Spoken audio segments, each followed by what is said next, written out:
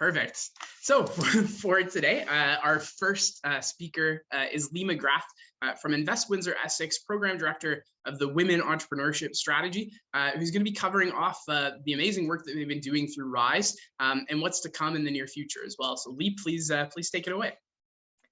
Okay, thanks everybody. I'm going to share my screen. Hold on, I'm just going to get it into presentation mode. I'm really happy to be here. Thanks, Adam, for arranging this. A well overdue visit to the Regional Alliance. We have been active members since the beginning, and I know we have different team members that have taken over now.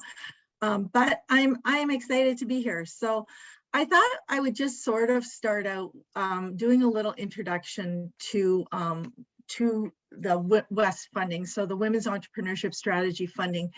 And I had to shake my head this morning because it'll be 4 years this August since we submitted. Like the first application went in 4 years ago. I don't even know what happened to that time. It's like I blinked and it's gone. So the original intent of the funding from the federal government was to do regional supports for women entrepreneurship, identifying that women entrepreneurs are always lagging in many main indicators to their male counterparts. So the application was done by myself and Susan Anslin and submitted and accepted. And it is a partnership fund. So just so you know, we really are working on growing and helping businesses to start and grow. And the original concept really started with the Emerging Technologies and Automation show that FedDev attended. So they wanted us to include emerging technology sectors in the application, such as information communication, agri-food, automation, automotive, advanced manufacturing, health technologies, and mobility.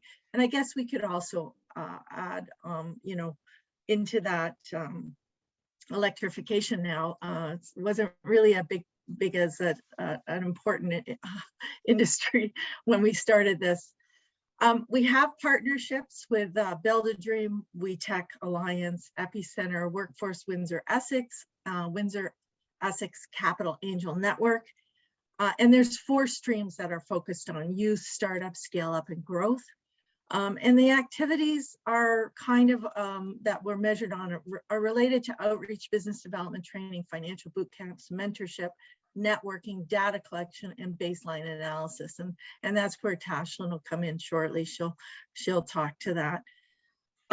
One of the things that I did want to point out that when we started this programming, the Small Business and Entrepreneurship Center does not receive funding. The RISE Windsor-Essex does receive funding for my position and the prior positions. So we do have a funding for a position, but we don't have program funding. And we saw that as a bit problematic as I took over a little bit over a year ago. We started looking at what we're measured on, and some of the things that we were measured on were really lagging in the reporting. So we kind of made my position a little bit of a hybrid, and I do one-on-one mentorship now too. So it has filled in some gaps on the original plan, even though there's actually no programming for that. We felt that my position would allow us to capture some of that one-on-one programming that we felt was missing. So what are we measured on? We're measured on the number of women supported, if the project is led or majority led by or is inclusive of one or more of the following underrepresented groups. So women, Indigenous people, official language minority communities, youth, persons with disabilities, newcomers to Canada, visible minorities, and LGBTQ2+. So we really, the government of Canada is really trying to invest in the supports that will make it easier for these communities to actually start and grow businesses within their community. So I wanted to just sort of talk about the contribution objectives and the metrics.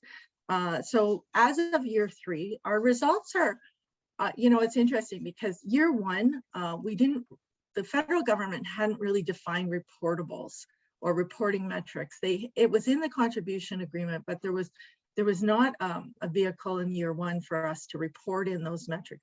Year 2, we reported, and then they sent after the fact a new reporting sheet and mechanism. So that was a little bit, it didn't capture all of the work we were doing, partly because we didn't know what they wanted captured, so we didn't ask for information, especially around diversity and inclusion.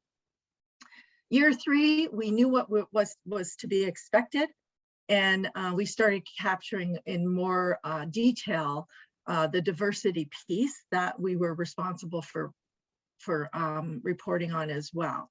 So the objectives I've listed out here are basically what is in our contribution agreement. So starting a new business, our contribution objective is 80.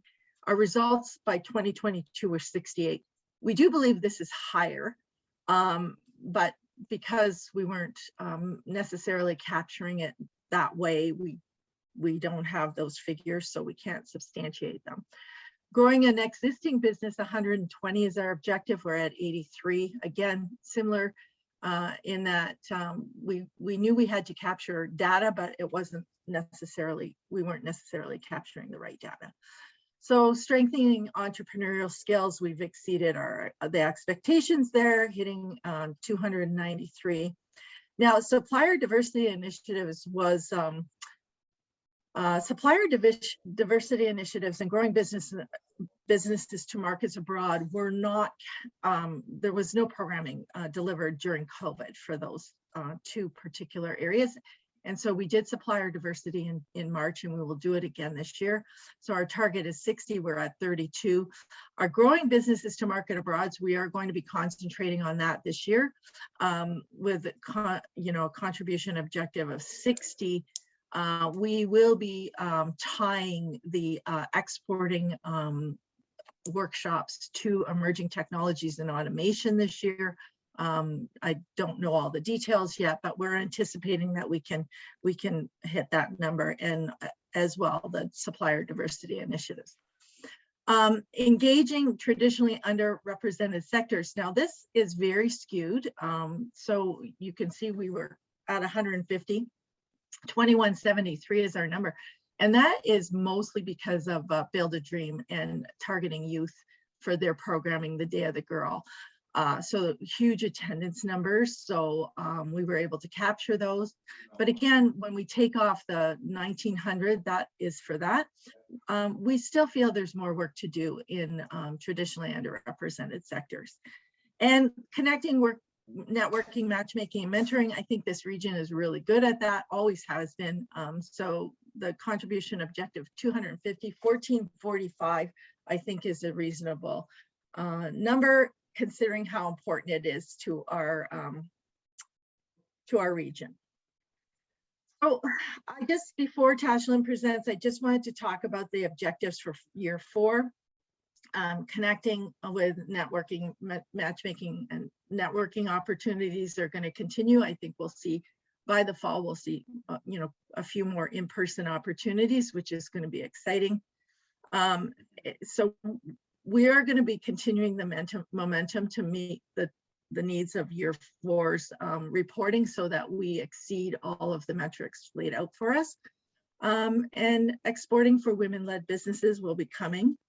Supplier diversity 2.0 is also coming. We partnered with Procurement Canada on that, and they're interested in doing another partnership for this year. One-on-one mentoring, we know, is a concern that has been identified, but I did want to let everybody know that the Small Business Center,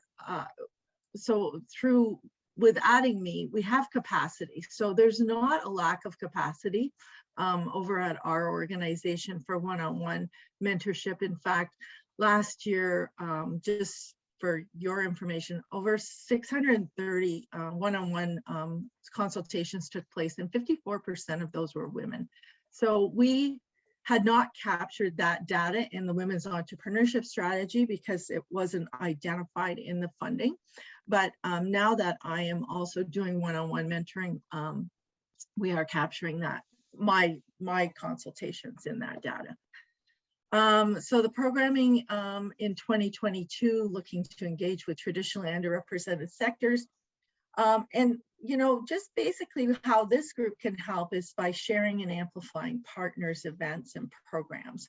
I think it's really important that we continue to support each other's programming and amplify it on social media, and also do, when you're doing your one-on-ones, make recommendations to do e-connections or to connect people to partner organizations. So upcoming events, I wanted to just touch base a little bit on this today. So WeCheck currently is in the middle of their roadmap for MVP, developing a technology solution to show how your company solves a business problem can be a barrier for women. So this is a 10-part workshop program to help women establish their MVP, and it's in partnership with Halton region.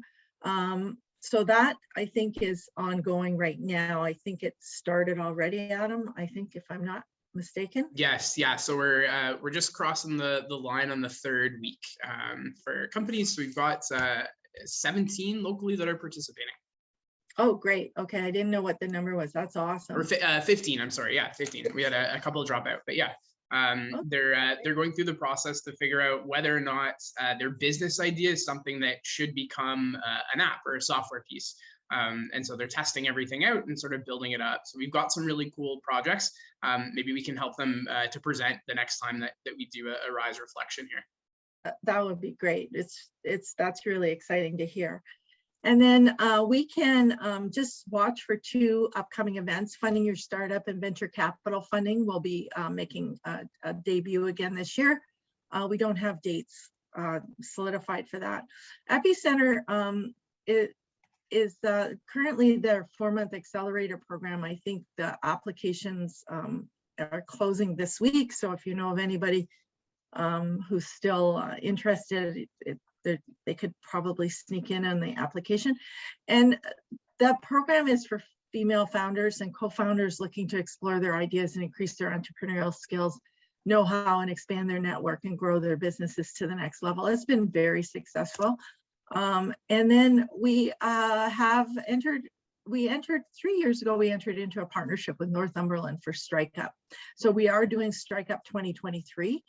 Well, I see I have March 32nd for that date, but it's actually March 2nd, 2023.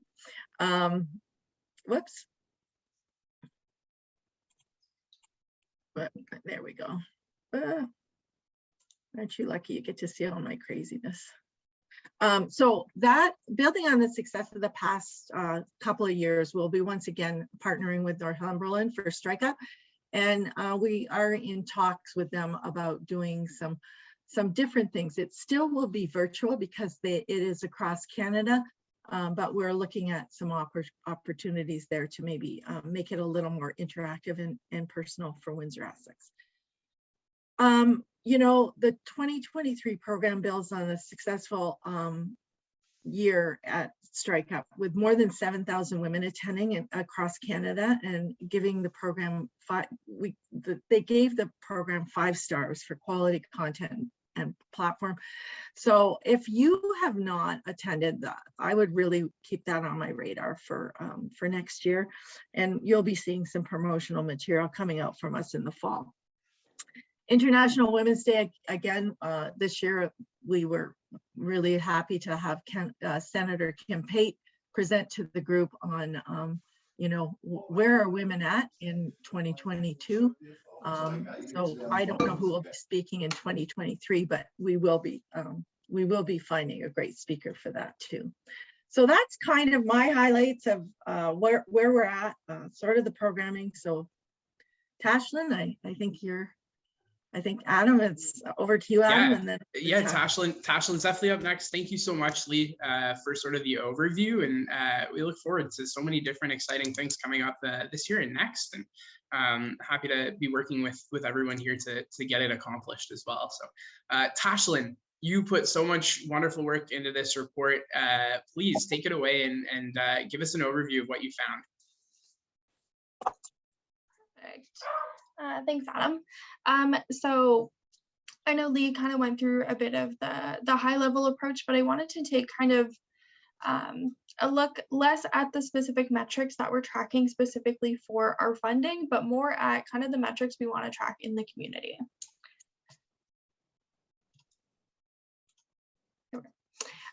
So why Windsor-Essex? So we know kind of anecdotally why we wanted to start this project to support women in our area. We knew there was a bit of a stigma around Windsor as a business community, but I kind of took a deeper dive to see why Windsor-Essex actually has some data to prove a bit of the stigma. So while the number of female entrepreneurs are actually increasing at a faster rate than for males, women are making approximately half of the self-employment income than men. Those in rural regions also only make up 20% in only making 20% in self-employment income than their counterparts in urban regions. So essentially males and females in the Leamington-Kingsville area making less than those in Windsor. Women only own 34% of all incorporated and unincorporated businesses in the Windsor CMA. And in 2018, women were off 71% more days than men due to personal or family responsibility, which it was actually much higher than the Ontario rate of 35% more days taken off by women. So just kind of that last point is a bit more of a social structure piece showing that women are always kind of the go-to caregivers, especially in Windsor-Essex. We have more of that kind of gender non-balance, I guess, with the caregiving duties. So the methodology for how I've done kind of, or how I've sort of captured a lot of this data over the last few years, the main piece is consultations. So every year I do about 30 consultations with stakeholders. So this includes local service providers, those that are a part of the project, those that aren't, basically anyone that's serving women either looking to start a business, grow a business, or kind of just at the general stage of getting into the workforce and exploring owning their own business. I also do consultations with female entrepreneurs themselves, whether it's kind of one-on-one consultations or through a survey that we've run the last 2 years. And then I also do some consultations with provincial providers. So we have some counterparts in Ottawa, Waterloo, and Halton that serve female entrepreneurs. So every year I reach out to them to see some best practices that they have. They're in communities that are very much known for entrepreneurship and innovation. So I'm kind of looking to them to see how they've been able to really tackle putting a community and a larger ecosystem together that really all works very much collaboratively. So just to touch more specifically on some of the data for why Windsor-Essex. So this is some of the data that I've been able to capture. There's not a lot available publicly. And as you can see for some of the dates, it's a little older. So it's kind of hard to make specific recommendations off of these, but they really do paint kind of a consistent picture for our region. So the chart on the left, just kind of breaking down how many people actually go into self-employment as a career path. So you can see there, it's much less obviously than private sector employees, which is always, I would expect going to be the case, but we did see a bit of an uptick there in October 2021, but it's still, oh, sorry, those numbers. Nope, I'm reading this wrong. I apologize. We're seeing kind of a downturn in 2021. So we want to make sure that we're where that bump went in 2020, that we're still kind of stabilizing and actually kind of being able to support those women that we're assuming that when they might have had a bit more free time during COVID or kind of had the time to brainstorm some ideas, that they still have kind of a support system to push them through that process as they might be returning to traditional work as well. And then on the right side, this is just showing kind of the income profile of male tax filers versus female. So this is just for the Windsor CMA area. But as we can see, there's a lot less, or there's a good percentage less of women that are gaining self-employment income. But the really interesting piece here is also the amount of people that have self-employment income as well as traditional employment income. Just kind of showing that we have a lot of people that are doing kind of double duty. They're running their business while still working in a traditional job. So making sure that supports we offer, services we offer are also flexible and in line with those needs. This is just a graphic that we include in every report that we do, really just to highlight that no female entrepreneur looks the same. They might be a youth, they might be more of a leader, they might be more of a follower, they might be the most confident person in the room, or they might be a little bit more nervous. No one's going to be the same, and our services kind of need to reflect that flexibility and variety that the women need. So for the last 2 years, we've been able to capture through a survey just a few demographic pieces, really just to highlight the diversity, again, that we see in female entrepreneurs in our region. So taking a look at demographic groups, age, there are some kind of trends that we see here, but really just kind of showing their businesses are all over the map. There's not that one size fits all. Just looking at the annual revenue, years of operation, there's a lot of kind of widespread representation there. So we need to make sure that we have kind of a pipeline of services. So not just startup, not just growth and end stage, kind of that full gamut, but making sure also that our service providers and programming is reflective of those from underrepresented groups. When we're serving those people, we need to kind of understand their lived experience and make sure that the programming and strategies take that into account, as well as the mentorship aspects. So I'm going to just kind of go through the challenges and successes that we've seen from 2021 and 2022 reports. So just kind of showing the last 2 years of data that we've been able to pull. There was quite a few changes that we've seen from the original 2020 report. Just because of things with COVID, there was a lot of changes. So it's a little less reflective these days. So to start, for entrepreneurial service providers, their main challenges were virtual overload, programming limitations, and having to support hobbyists that weren't really familiar with kind of the structured financial requirements, business strategies of those that were looking to start a business. So a lot of this was tied to obviously the pandemic, so doing everything over Zoom, not being able to do things like pitch competitions in person, really getting that hands-on support that some women need. And then again, with hobbyists, making sure that it's kind of not just the regular side hustle that you're going to start, it's kind of a long-term approach that people need support with. And then specifically for entrepreneurs, they struggled with grant expectations. A lot of women, once they get started, kind of their first need is financing, but there's a lot of challenges with getting grants, getting eligible for things, but also really understanding how to just fill out the paperwork and what's required within that. Operation hindrances, obviously those that had a brick and mortar store were kind of hit the hardest. So how can they kind of switch to more of an e-commerce operation? Changing regulations, again, for those that had in-person services, kind of changing government regulations around COVID was a main struggle.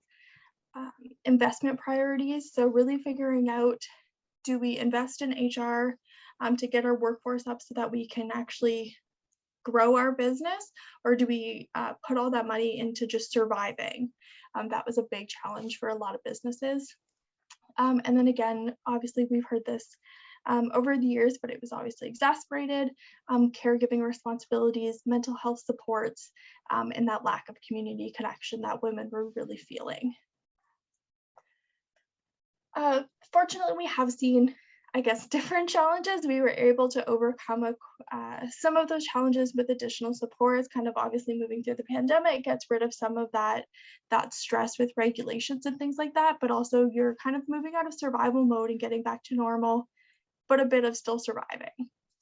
So in our last year's report, which was the 2022 report, because it comes out in February every year, we found there was a lack of advisors in exports. So Lee touched on this, that a lot of service providers are able to do kind of that one-on-one counseling, but a lot of women are looking for almost a peer advisor, a peer expert that they can tap into.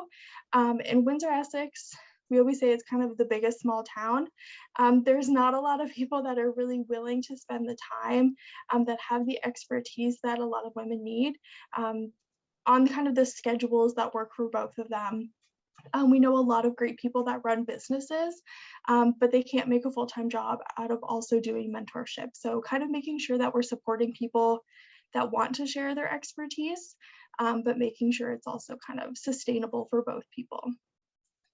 The need for more supports for Indigenous, immigrant, and other underrepresented women was really highlighted this year. There are, very few, if any, service providers that specifically target these groups.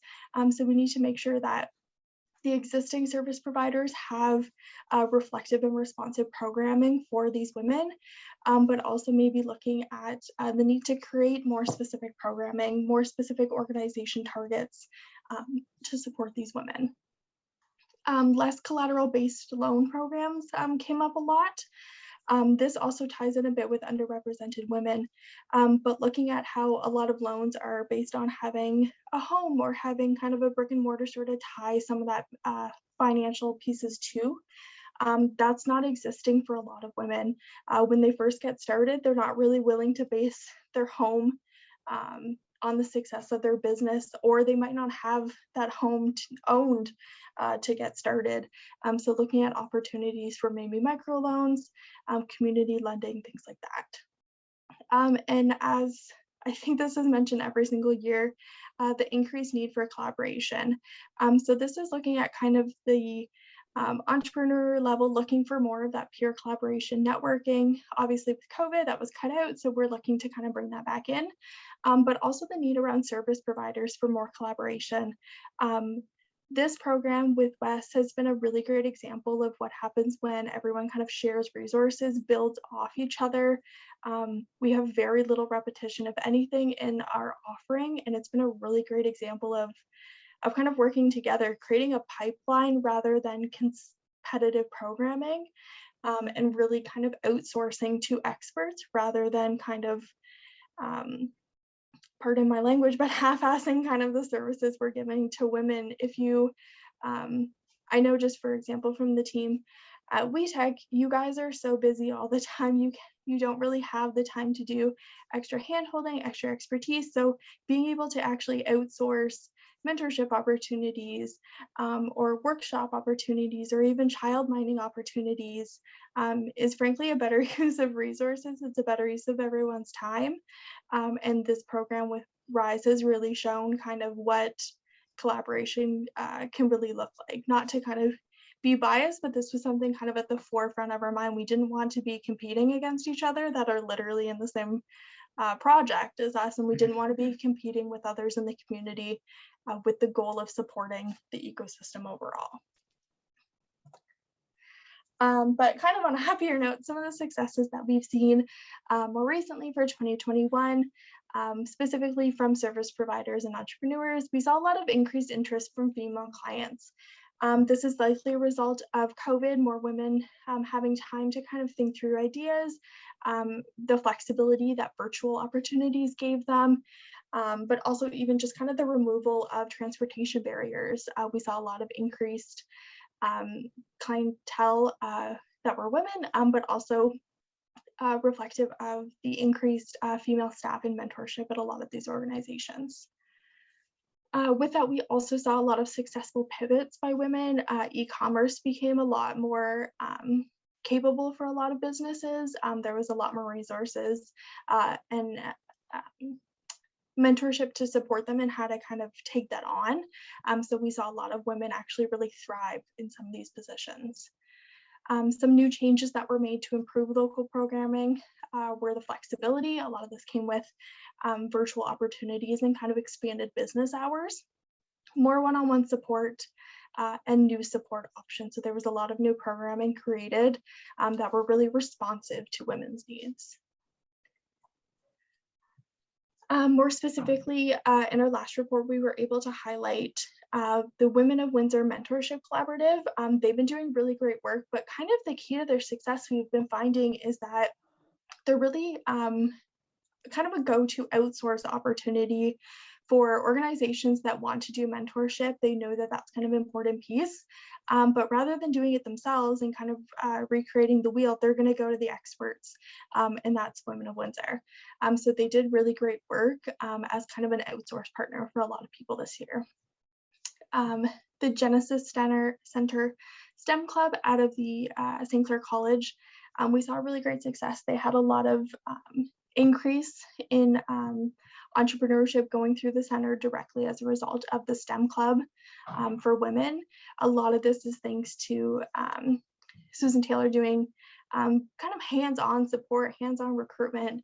She would actually go into any sort of STEM class and directly kind of approach women to join the club, and then from there kind of funneling them through to the Genesis Center to see where they can kind of take their education kind of up a notch with entrepreneurship.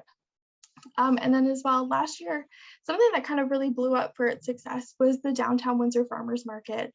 It was very much highlighted as kind of the first step in testing market research, testing new products, finding clientele for any business that is kind of looking to eventually do brick and mortar or get a storefront. This was kind of a great step for a lot of people that really just wanted to test it out a little bit and get started. We also saw, again, an increase in one-on-one supports, which was great, as well, a greater reach to rural entrepreneurs. Again, a lot of this tied to virtual opportunities for meetings with organizations, but also something to keep in mind as some organizations move a bit away from virtual. How can we keep the accessibility opportunities that it provided? Some of the knowledge needs that were captured, so whether it's through mentorship, workshops, short-term training opportunities, these are kind of the high-level needs that women were specifically looking for more support and actual tangible training for. So finance, business planning, community building, technical tools, soft skills, and grant applications. I know a lot of our organizations in the community touch on these pieces, but it's making sure that the programming is accessible, actually aware of by the community, but again, really making sure it's tangible for those that are taking the workshop or the course, making sure it's really value added, as it's going to take away time from their business. So I wanted to go through just kind of the key recommendations that we've seen over the last 3 years, just to kind of show the progression of where these have come from. So in 2020, we talked about entrepreneurial co-op experiences. So we found in post-secondary education, unless you were specifically in the business school, nobody taught you anything about entrepreneurship. So making sure that those, especially in fields like STEM, that students are supported to go into entrepreneurial endeavors as co-op experiences. So whether that's actually starting their own business or going to do a co-op in a startup, or kind of seeing what the business side of a science company could look like. Female-only cohorts for entrepreneurial services. Obviously being a recommendation from year one, we've kind of very much exceeded this. We have quite a few programs that directly support women. An increase in female advisors and investors. This one I would say we're still kind of working on in the long term. Creation of an open workspace in the community. This one you'll see quite a bit. It was kind of a major focus that came from a lot of our consultations. Services for newcomers. Like I mentioned, there's no specific supports for newcomers looking to start a business. And improved data collection for better informed metrics and goals. Obviously, as a year one recommendation, we've been able to make quite a bit of strides with a lot of these pieces, but especially with the data collection, we're seeing a lot starting with our partners, a lot of progress in kind of consistent data collection as well. For 2021, a lot of this came obviously out of COVID, so it was actually an odd coincidence that in the first year, a lot of people wanted more accessibility, more flexibility and supports. COVID gave that to them with virtual opportunities, but it created some additional struggles. We wanted to make sure that there was responsive programming for people, again, with a variety of backgrounds taken into consideration, the need for financial support, eligibility, and more supports came to be. We found there's a lot of inaccessible pieces with financial supports that were offered, specifically being that if you didn't have your business running for a year prior to COVID, you couldn't get any supports. So especially for women that were looking to start a business at the time, there was not a lot out there for them. Specifically around service provider opportunities, the need for more mental health supports really came up specifically for business owners that were really struggling to kind of put on a brave face for their employees while fighting the survival mode for their business and possibly their families. But also highlighting the need for value of events. There was a ton happening in the first couple months that it kind of got a little distracting for a lot of people. They wanted actually to know what they were going to get of spending, what they were going to get out of spending an hour staring at their screen versus kind of being able to turn off their brain a little bit. So we wanted to make sure that everything had a purpose, everything had a tangible piece to come out of it. And then the goals specifically for the ecosystem as a whole, we're scaling programs for women. We found there was a lot of startup opportunities, and we wanted to make sure that there was that full pipeline for anyone along the stage of business. Outside of just tech, we found that was kind of the only program existing. Obviously through WeTech, they have great scaling options, but we want to make sure there was accessibility for everyone. More encouragement for students. So this is not only getting more students into STEM-based fields that lead to entrepreneurship, but making sure that they actually understand the entrepreneurship opportunities for literally anyone in education. So how do we kind of bring that into the curriculum? As well as supporting international students and seeing how they can become entrepreneurs and what that looks like to lead to a permanent residency. But also having the opportunity to replicate successful programs. So we found in year 1 and 2, we really created some awesome programs, things like Venture Women through Epicenter. But anytime there's an opportunity for grant funding, it's always pilot projects. We wanted to find a way to really provide funding for things that worked. We had the best practices. We figured out kind of all the kinks over time, so we wanted to keep it going. So this is a recommendation for kind of Windsor-Essex, but kind of just the country as a whole. When we're doing financial opportunities, fund what works, but also continue to fund pilot programs to figure out what works. So that's kind of a larger, very long-term goal for us. And then lastly, just the recommendations that came out of the last report. So more incorporation of diversity strategies into programming and operations. So we wanted to make sure that when programs are being developed at that stage 1, diversity is taken into account. This isn't just looking at kind of quotas of different groups of women that are kind of represented in your participants, but also making sure that at kind of the marketing level, at the curriculum level, it's very responsive and reflective of everyone's needs and experiences. Again, more collaboration on programming to share resources. We've gotten a lot of great investments in our community in the last couple of years, so we want to make sure that nothing is being redundant. We want to use everything to the best of our abilities, but kind of just outsource what's possible to the experts rather than everybody kind of attempting to do the same thing. More incorporation of entrepreneurship in post-secondary programming. So like I mentioned in the past pieces, making sure that entrepreneurship is reflected in all curriculums, no matter what faculty or program people are enrolled in outside of the business program. and permanent entrepreneurial support staff in the region. So this is something that actually has kind of been hinted at over the years, but was really emphasized in this year as we're kind of coming to our final year with RISE. We're kind of looking at what happens next, but so are others in the community. So this actual recommendation came from people outside of RISE. They wanted to know what happens when the project ends. What is the community as a whole? What are the municipalities going to do without kind of this long-term fixture? And this doesn't need to be kind of long-term funding specifically for RISE, but it should be something that the community looks at. How do we have permanent staff, whether that's at a municipal level, something like that, to really sustain entrepreneurship in our community. And so our next steps will be development of our 2023 and final report. So again, consultations and surveys of entrepreneurs will be used for that. But we really want to highlight some sustainability goals and recommendations for long-term services that we can create in the community. And that's it for me. Awesome. Thank you so much for everyone for attending today and spending time with us.